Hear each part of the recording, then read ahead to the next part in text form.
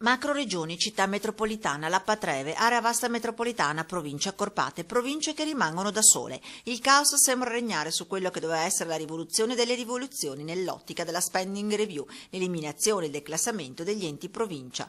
Il governo ha dato la sua risposta ridisegnando la mappa delle province italiane, ma molti sono i ricorsi partiti al riguardo e sulla testa della riforma pende la spada di Damocle della decisione della consulta, uno stand-by del quale il governatore del Veneto Luca Zaia approfitta per lanciare il suo out-out. Noi siamo in attesa della sentenza che potrebbe dire che gli enti locali hanno ragione e il governo sta sbagliando tutto su città metropolitane e su province. Per questo motivo diciamo, visto e considerato che oggi non hanno voluto prendere una decisione, di sospendere tutto a livello nazionale finché la Corte non avrà deciso.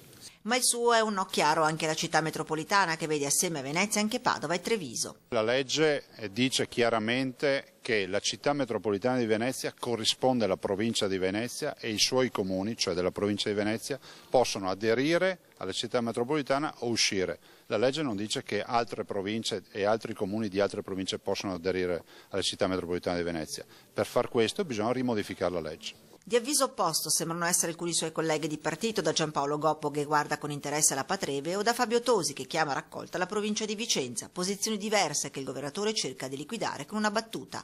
Adesso che avete grandi interpretazioni, grandi divagazioni sul tema, grandi interpretazioni anche a volte avventurose, vi lamentate perché c'è troppa democrazia. Perplessità anche sulla città metropolitana di Venezia e provincia. Dire che l'intera provincia di Venezia, dove si fanno chilometri in mezzo alla campagna da un comune all'altro, sia un tessuto metropolitano, ci vuole coraggio.